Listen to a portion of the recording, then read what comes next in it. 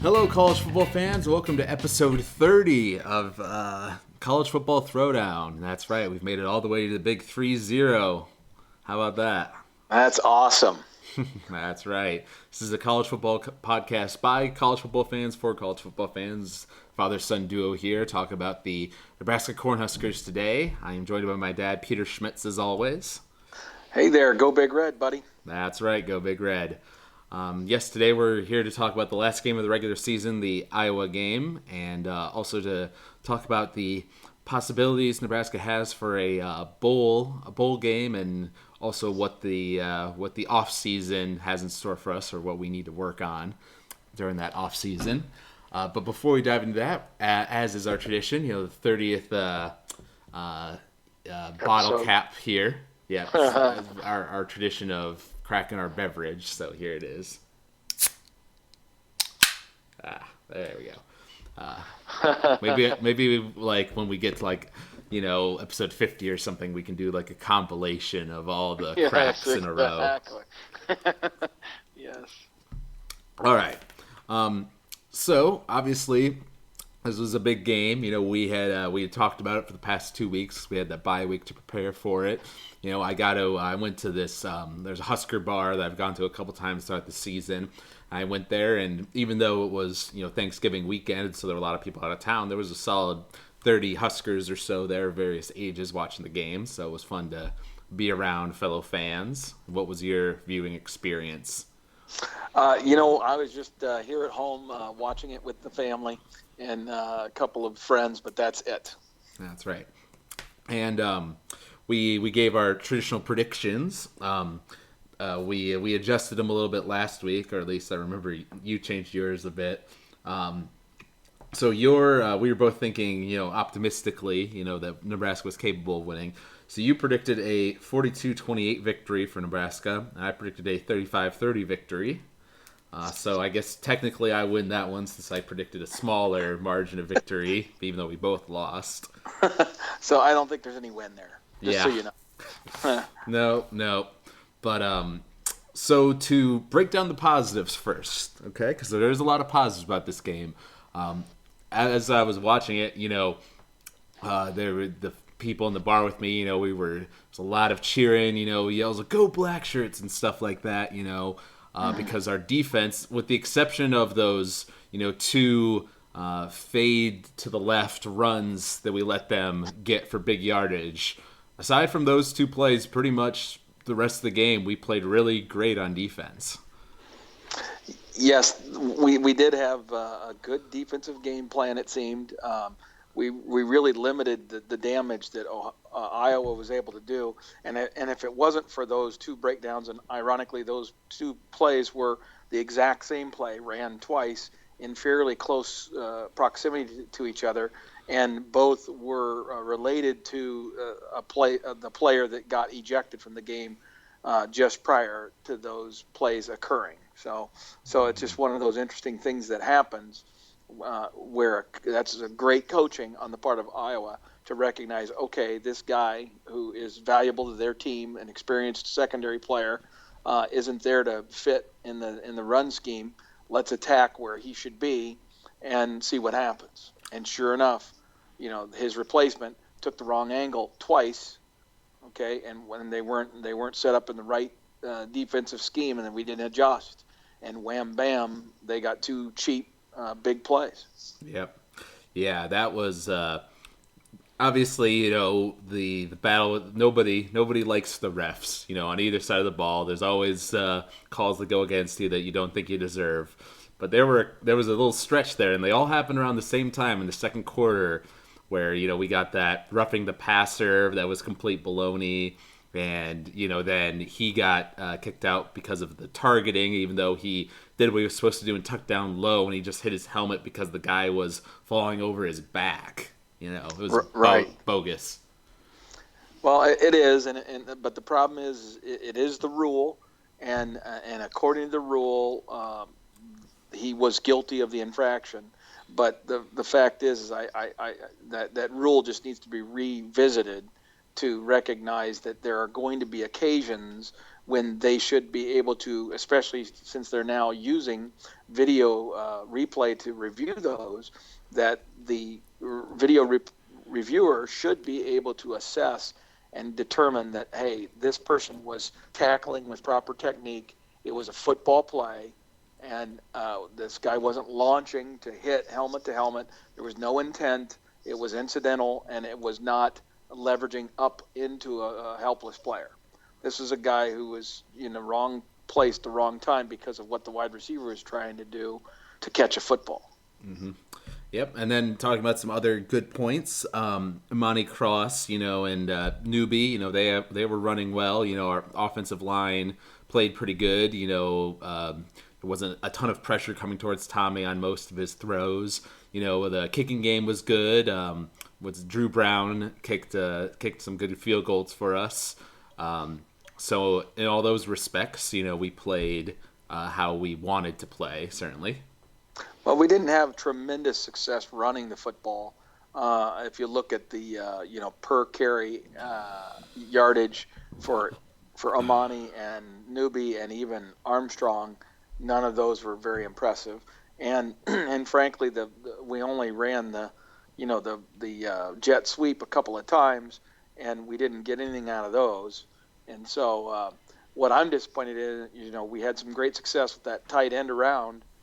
In the Rutgers game, scored a touchdown on it, and we never saw that even attempted in this game. And then I did like the fact that they did use the Armstrong, basically quarterback keep with a lead blocker around the end, basically a quarterback sweep, if you will, in terms of how it was blocked.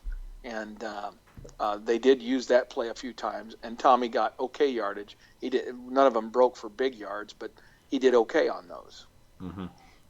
Yeah, well, I liked how at the start of the game, we were consistently running the ball. As one of those things like we've talked about before.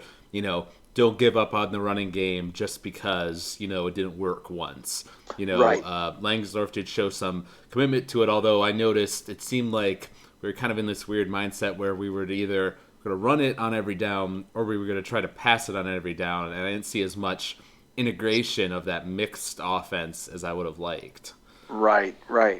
Well, and again, I still feel like, to a large extent, I've come to the realization that until we get a quarterback who can execute Langsdorf's system the way he wants it executed, I'm not going to fully embrace or understand his play calling.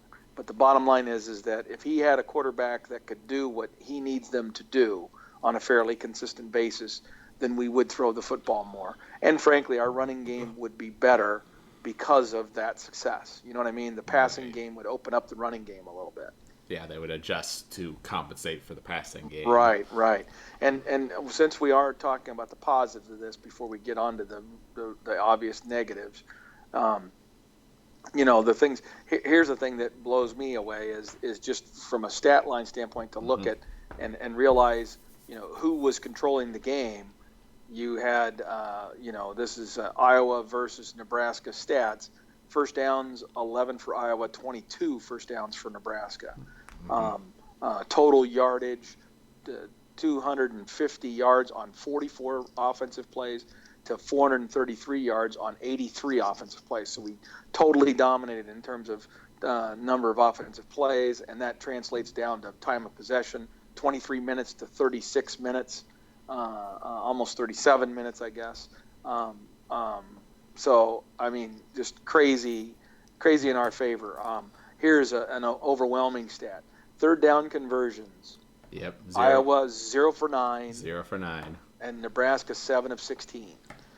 So, I mean, if you look at the stat line, you would say clearly Nebraska was the dominant team in this case. However, you have to take into consideration that turnover stat line, which obviously is a huge issue, and then the penalty yards, which is another huge issue. And what's not reflected in that penalty yards is keep in mind that we had a turnover that we would have gotten if one of those penalties wasn't there. Yep. And so that penalty yardage also includes a missed turnover opportunity. Yep. That's true. And to be fair, I mean, we had 8 penalties. They had 6. So we were equal in that, pretty close to equal in that regard. But ours were for more yards. They were more damaging. Right, because they were of the personal foul variety. Right. And then probably similarly, you got to realize that they had one long touchdown on that single play, rushing touchdown that they had, and then they had the interception for a touchdown, so a pick six. That was another score. So there's 14 of their 28 points right there that are basically on 2 really, really bonehead mistakes, one by our defense, one by our quarterback. Mm-hmm. That caused that to happen. Oh yeah, well, and I think it was that string of penalties that we had like in a row that allowed, and the targeting and stuff that like bumped them from like the 50 to like the 30, exactly. And it set them up led for to their first score. Yeah. That's true. So that's true. I mean, it's kind of the same thing we've been saying all season. Unfortunately, we were the better team, but we made more mistakes, and that's why we lost. That's as simple. Right. So we beat ourselves, as it gets. And that's the thing is we, now as I look in hindsight, there's a couple of things. As a Nebraska fans, as a Nebraska football team, we have now lived with effectively 7 years, maybe now going to be going on 8 years, with these horrifically mistake-laden quarterbacks. 4 years of Martinez, Taylor Martinez, and now 3 years of Tommy Armstrong, both of whom are quarterbacks that tease you with potential, with their physical skills and physical attributes, but their decision making and their inability to possess the football and not turn it over, whether it's through interceptions or fumbles or whatever. We have just been snake bit for the better part of a decade now because of our choice to stay with 2 quarterbacks who were accident prone, mistake prone, whatever you want to call it, and they didn't get better. Right. They didn't progress. Now, one thing I will say in Armstrong's favor in that comparison is that while, obviously Martinez, especially before his injury, was able to just pull off these amazing explosive quickness, in his runs and stuff, which was his biggest asset. The little rumors and bits we heard from the team was that he wasn't the best leader of the team as in terms of being a quarterback. He was a little bit of a prima donna sometimes. Whereas he was just quiet, and he was not the social animal, I guess, that others would like and you would typically want from your quarterback, who's got to be the face of your program. Right. Whereas the things I've heard about Armstrong is that, he's quite the opposite, in that, he does carry the team. He is a social guy, and, a lot of the players look up to him, which is something I respect about him. He clearly tries hard. He's shown, comparing this year to last year, we definitely saw a significant improvement in terms of his, ability to pass the ball, and, some of his decision making was improved, like in the scenario where he carried us through the fourth quarter of the Miami game, to 21 points in 8 minutes. So there's so much about Tommy to love, as a physical specimen. He's great as a kid, in terms of leadership, in terms of being a good guy. He's got all those qualities about him, but it's, the mental decision-making part of it and his accuracy with throwing the football and getting into these bad mechanics out of habit. That's exactly. And the question is, after 3 years, can you continue to work on him as a project, if you will, or do you need to move on and ask him to move on with you? Meaning, we need you as a backup to be our guy, and acknowledge. We need you to recognize that you are not going to play NFL football at the quarterback position, no matter what. You're just not there. You don't have what is required. So if you want to play in the NFL, maybe we move you to wide receiver, or H-back or something, and a little bit like they did with Braxton Miller this year at Ohio State, and then he's our backup emergency quarterback if we need him.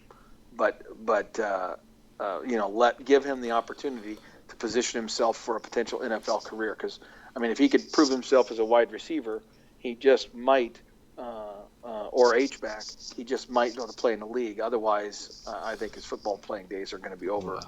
Either after next year. Well, I guess I would I would give him the choice basically. If he's really that determinate, if his dream is to go to the NFL, I have no idea about if this is true of Tommy or not. If his dream is to go to the NFL, then I would agree that that's the best scenario for him. If that isn't his set goal and he wants to be the quarterback of Nebraska next year, then personally I would say that you tell him to go, we'll help him out, but he's going to go work in the off season, on the mental side of his game in the post game interviews. I was reading the transcript and he basically said, where's the quote here? He said, if it's anybody's fault, it's mine. Our defense played well, our receivers caught well, offensive line blocked well, put us in great positions to win the game. I just didn't take care of the football. So he was good about, owning up to that fact. And he talked later about, in terms of the offseason, how he feels like he has the physical aspects down, but it's mental. And he was talking about how he needs to not have mental breakdowns like he did in this game. So I would say, give him the chance to improve himself over this offseason, to come into his senior year. But I would say he's on a level playing field with all the other quarterbacks come spring ball. He's not like the designated starter. He has to prove that he's, made those adjustments in order to be our guy. But we just did that, Alex. That's where I would struggle because what he did in that Iowa game, it was just atrocious. It was like he was throwing the ball to Iowa players. I mean, it wasn't just a little bit off. Some of his interceptions were atrociously bad, just atrociously bad. And he's done that before. And you can point to his decision making and or his lack of physical discipline and mechanics of throwing the football. When he throws the football with proper mechanics, the guy's got a tremendous arm. I'm convinced he can be a 65% passer Right. if he was consistent with his mechanics. Okay, but he's not, and so the question is, can you afford as a coaching staff to kind of delay your ultimate decision about what direction you're going with your quarterback, which is your leader, by a whole nother year? Letting him, because he's going to look good in practice. He's going to look good in practice because it's not the game situation, the stress, the decision making, the instantaneous aspect of it. The physical aspects of it are missing when you're evaluating them during practices, and so during spring and in the fall camp next year, I don't think they're going to see anything that would lead them to believe that he's going to be anything but better. Okay, but then the season's going to start, and now you've already committed all those reps and all those snaps to this quarterback, and you're going to ride his horse again. Okay, and then midway through the season, he's going to deteriorate in his mechanics. He's going to deteriorate in his decision-making because he's shown himself as a competitor and as an athlete to not have the ability to differentiate and make those right choices. And if he was a sophomore or a freshman, I get it. But he was a third-year starter junior. And I just don't know if I'm already under the gun as an aging head coach at the University of Nebraska, where I've got to make my mark immediately. I mean, given the age of Coach Riley and his staff, they need to make progress and they need to make it now. They cannot afford to wait because recruiters are already using Riley's age against him. I guaranteed. And if he doesn't start having success immediately, so he progresses us in a positive direction immediately, I'm afraid that the Riley era will be short-lived. Well, I think that's got less to do with his age and more the fact that if he doesn't, if we go next season is another 5-win season like this, then the pressure's really going to be on in terms of, and that doesn't matter if you're young or old. That's just being a coach in Nebraska. Well, that's true, but I think that given his age, and what the implications are of that relative to recruiting. And relative to whether or not in the time horizon that we could reasonably expect Coach Riley to be our coach. I mean, he's already 61, 62 years old. He's got 5, maybe 7 or 8 years, and he'll be 70 years old. Okay, most people, most coaches start to slow down at that point. All right, and the ones that survive beyond that age of 70 are guys that are very, very established in their football teams, right? That have built a lot of goodwill and basically earned the right to depart at their leisure, Mm-hmm. right? That's true. And so Riley has to start building that positive success. And don't get me wrong. I want Coach Riley and his staff to succeed. I think they understand and appreciate Nebraska football for what it is more than Bo or Bill Callahan did. I mean, I really get that these guys understand all that. I think that they have a youthful aspect to them in how they're making use of social media and doing things with regard to recruiting. And although they haven't had great success in recruiting, that has more to do with the fact that they're 5-7 on the field than it does with their efforts necessarily. So I think that they still have a window of opportunity in which they can begin to turn this ship around and really start making some headway.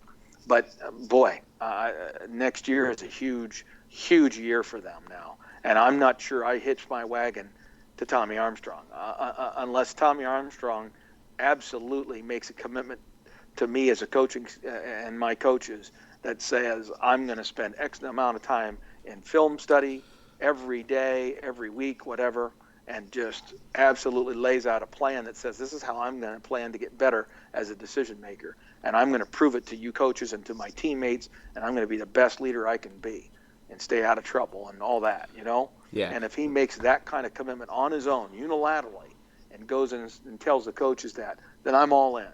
But anything short of that, I think I have to seriously, seriously consider the value of taking those snaps and giving them to some other younger quarterbacks, even if they're not quite as good as Tommy right now, in the hopes that their trajectory would just pass Tommy up, Right. Well, I mean, here's my thing with it.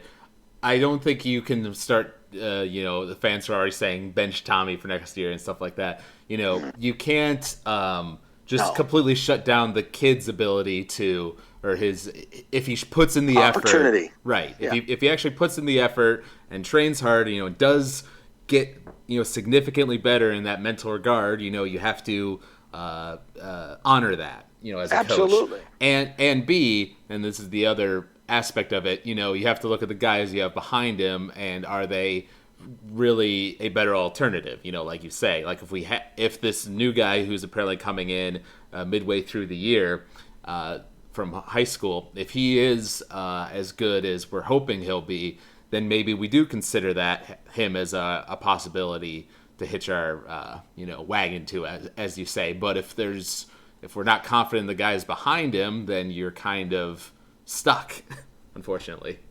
Right. Well, but my point is that Tommy would need to know that he would have to, in my opinion, usually a 3-year starter. I mean, you're not going to knock him off the starting position unless you're clearly better. I'm going to reverse that. I'm going to flip that on its head, and I'm going to say, because of Tommy's consistently inconsistent play, I would tell Tommy, you have to be clearly better than everyone else. Or if someone can get close to you in terms of their performance because of their youth and the potentially higher ceiling that they all have versus you, I have to give them the nod and pursue them, rather than expending my energy with you. So I would make it clear to Tommy that, hey, you got to compete for this job, and I expect you to be head and shoulders above everyone else. And if you're not, then I've got to question whether it's in our best interest to keep you as our starter, because it's just not worth it if you're going to make these bad decisions. You've got to make decisions better. We coached you to do that. I know you're capable of doing it. You've got to make those decisions. And if you don't, you're done. Okay, so it's a quick hook next year. Right. But I agree with you. I expect if he stays with the program and doesn't get frustrated and leave or something, then I expect that he will be our starter come first game next year. Right. And then the last thing I wanted to say about the game before we kind of get into the future talk is that why Langsdorff decided to throw a fade route pass on 4th and 1 is a question that will baffle me for a long time, because I agree that we should go. It's okay for us to go for it on 4th down because it's 4th and 1.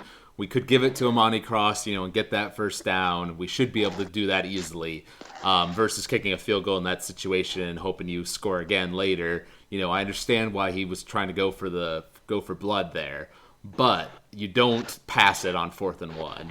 Right, right. Well, you know what? But again, as you and I have discussed, not on the podcast here yet, so I should articulate it, is that the pass play included more than that option, the fade route option. It was a pass play that had multiple choices for Tommy to choose from, and the other choices he had were open, and would have been a much simpler, lower risk pass transaction, and so knowing his circumstance and the situation in the game, he should have chosen those other choices. Those should have been the ones he looked at, and the fact that he didn't make the right decision and recognize the situation is precisely the huge blind spot weakness that he has as a quarterback.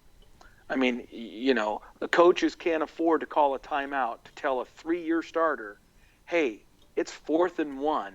We only need the 1 yard. So even though this pass play usually has that as a primary target, the fade route, given the circumstance, this secondary route over here, which we haven't used very often to the tight end, is the one we need you to look at first. If he's open, you take the first down and we move on, right?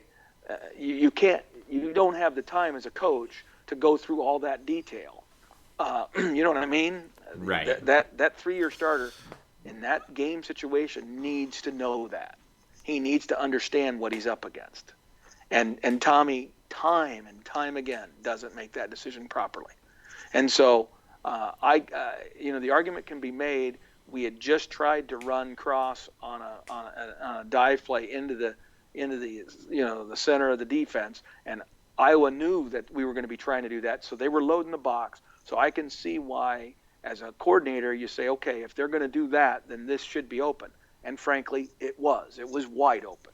So the fact that he called the pass play on that 4th down, I can't argue that the play didn't work because it was there. I wouldn't have chosen to do it. It seemed to me like they decided to go for it on 4th down after not getting it on 3rd down. See, in my opinion, you decide early on in that series when you got it was 2nd and 8 or 2nd and 2. We got like 8 yards on 1st down, and so we had 2 plays really to get 2 yards. And if you make the decision, you already knew, given the place on the field and the time in the game, that you're going for it on 4th down, then you make decisions accordingly. You make play calls accordingly, knowing you've got to do those. Yeah. You know what I mean? True. Although I think in that situation in particular, I said, it made sense for us to go for it on 4th down. It's because it was 4th and 1. It's because it was easy. If it had been 4th and 8, you kick the field goal in that situation, you hope that you get down there, obviously to score again. We weren't in the point where we had to go for it on 4th down no matter what. Now, you and I are in agreement there. Now, interestingly, I would tell you that, on bulletin boards and in conversations with other fans who watched the game, I would tell you that there were plenty of people who felt we should have just played it totally ultra conservative and just taken the 3 points, and because it was a field goal that was comfortably within our kicker's field goal range, and just take the 3 points and anticipate that you're going to get the ball back. But you needed to secure some points and get closer, get within one score, and then anything can happen, kind of thing. Because the thing you couldn't do is come away from that empty-handed, which is what happened. True. And the downside risk was just too great. I suppose my argument would be that we had, our offense had struggled to get a drive going, without having a turnover or something all day. So, and we were like on the 20, so we were close. Right. I'm with you. So that's why I would argue we were in the position to score a touchdown in that scenario. Correct. And I'm 100% in agreement with Coach Langsdorff and Coach Riley for making the decision to go for it on fourth down rather than kick it. I get that. I'm okay with that decision. What I'm not okay with is, again, yes, they tried to run the ball, or I should say they ran a running play, but why he does it? They had a situation where we were in an I formation, and they shifted out of I formation, and they gave it to our slow running back, Monty Cross, naked, with not a lead blocker, leading the way out of the I formation.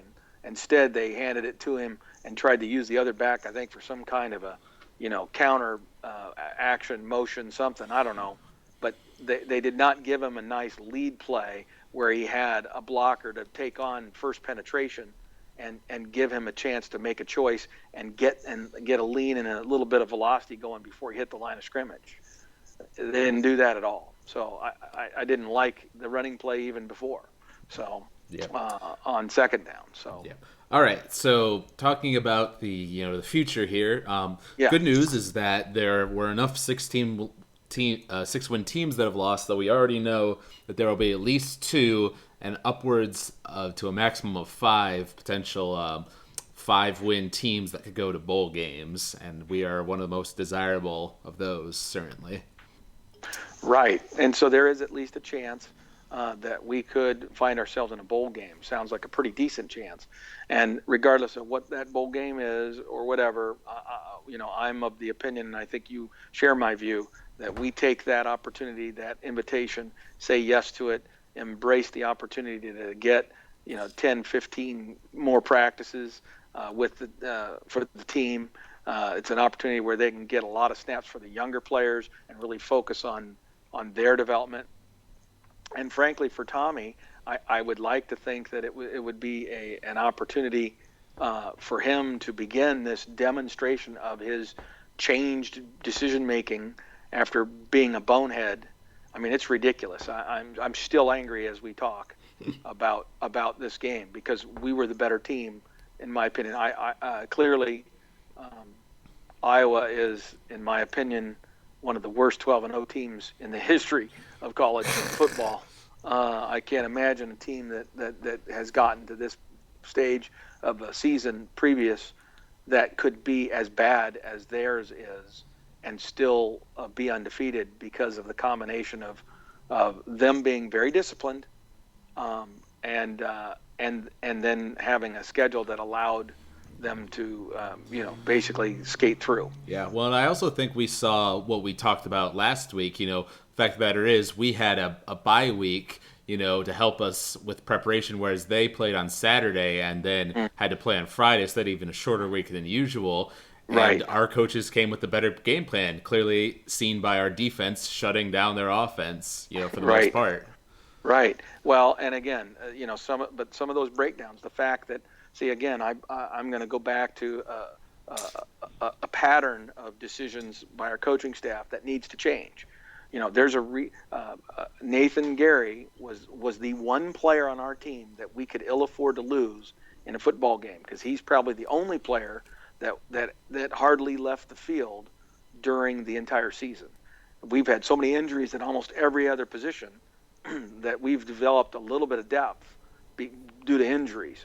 Now, why they never in any game this season ever gave Gary some more time on the sidelines so that some backups could have been playing and maybe gotten more comfortable with the position. As it was, we ended up with a freshman out there, or a young guy, I don't know, maybe he was a redshirt freshman, but a young guy out there in his place, and that guy took a bad angle and didn't fit into the run scheme the way he was supposed to. And there you go. Mm-hmm. I mean, that was their you big just plays. can't. Yep. In game 12, you should have at least 2 guys that know what they're doing. I get it if you had injuries and stuff, but I mean, you should have 2 guys who have had enough snaps during the course of a season because of managing the games throughout the season that you've got somebody who knows what the hell they're doing. True. We did not. Unfortunately, in a more typical season, we would probably have more of that luxury because we would, get out ahead of teams to the point where we could start subbing in more guys, but we were in a dogfight pretty much every game of the season. Yeah, but you still have to. You know what? That's what practice is for, and that's why coaches have first and second teams. That's why, again, Alex. One thing we'll talk about as we go forward is we may want to, you know, kind of break down the interview with Tom Osborne that was replayed recently on 1620 The Zone, where he was interviewed. Tom was interviewed by Damon Benning and Gary Sharp, because it highlights in great detail, I think, or greater detail than is often shared by Tom Osborne, about some of the specific things that they did in practices and in terms of how they prepared for games that I think is integral to what led to our success. And I want to hear our current coaches using some of those basic concepts if we expect to have championship success again. I mean, because I think they're fundamental. Yep. No, that was a good interview. I would like to talk about that in the future. So as a final topic of conversation, if we do go to a bowl game, which, as you said, seems likely at this point, what are the things that need to be done besides Tommy, working on his mental stuff, because we've already established that? What else should the team focus on? I think, well, number one, like I said, I think it would be critically important that we get our offensive linemen who have not been getting a lot of snaps, because we have 3 senior starters on the offensive line, and we have not done a lot of rotation. I think it would be really critical during any bowl prep that we might have, that we would use that to be developing those younger guys on the offensive line. We've had a lot of rotation on the defensive line because of injuries by force, and so I think that is less of an issue for them. I think defensively, I think it would be more about developing that depth in the secondary, and figuring that out. We've had a lot of, changing pieces of the puzzle back there because of injuries. So that is an area, that we would need to develop some more depth in. So that would be an area of focus for me.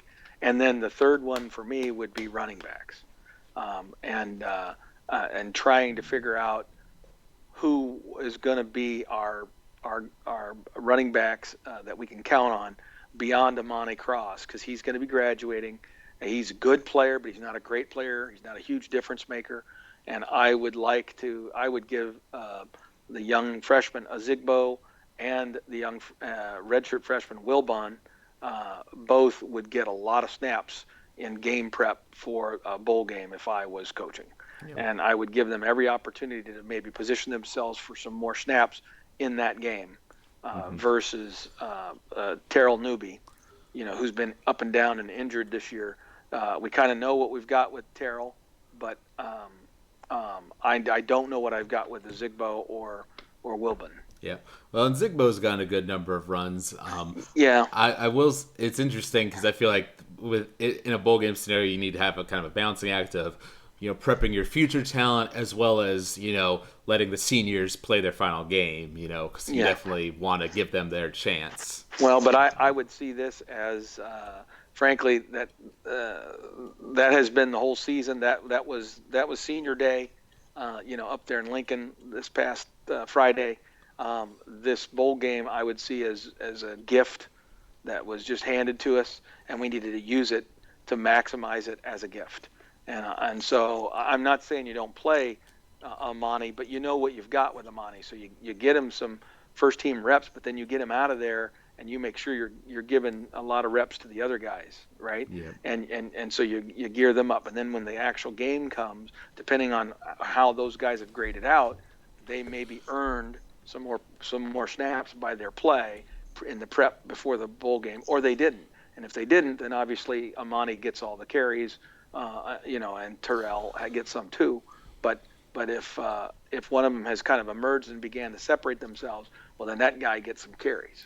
I'll also say that I'd like to see Janovich get some more runs, because I know we've had him as a blocker, but there was that one game that he was really good in where he's kind of broke out a bit into people's perception, and we haven't used him nearly that much ever since, and I don't know why exactly that is. Well, they tried, but again, this back to Langsdorff, and round peg square hole type of thing, or I should say square peg round hole. Um, the bottom line is that if he runs a play and it doesn't work, he never goes back to it. He like checks that off the list. Oh, that's not going to work, and so he'll run. He ran a curl trap or a little fullback dive type of play. I don't know if it was a trap or not. In the first half of this Iowa game with Janovich, and it didn't go for anything. In fact, it might have lost a yard or lost half a yard or something. And I think that was it. Then he was like, check that off the list. And he needed to find ways to get Janovich more involved in the offense. He needed to find more plays, more ways that he could get the ball in his hands, because he was proving himself to be a pretty salty runner, and I think a lost opportunity for this coaching staff with Janovich. Mm-hmm.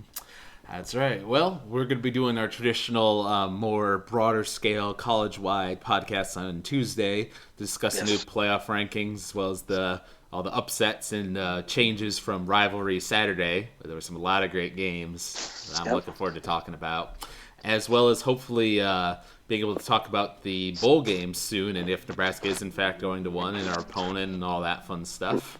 Right, exactly. And the exciting thing for me is I live in Michigan, and the early estimates or guesses from so-called people in the know, right, suggest that they might be a candidate for a bowl game right here in Detroit. And if that were the case, I would be very excited about that, because it would be much more likely that I would be able to carve out the time and money to be able to go down there and enjoy that. Yeah. And quite possibly you could do it with me if it turns out that it's during the holiday season when you're here. That is true. That would be quite a little matchup. I would look forward to that. Exactly. All right. So if you all out there enjoyed this podcast, you can email us at huskerpete13@gmail.com. You can find us on Podomatic. We're footballthrowdown.podomatic.com. That's where we host all of our podcasts. We also host them on iTunes, so you can subscribe to us there, give us ratings and reviews, or you can comment on the Podomatic page. We always like hearing from the fans. So thank you, Husker Nation, for listening to us throughout this regular season. And until next time, go Big Red. Go Big Red.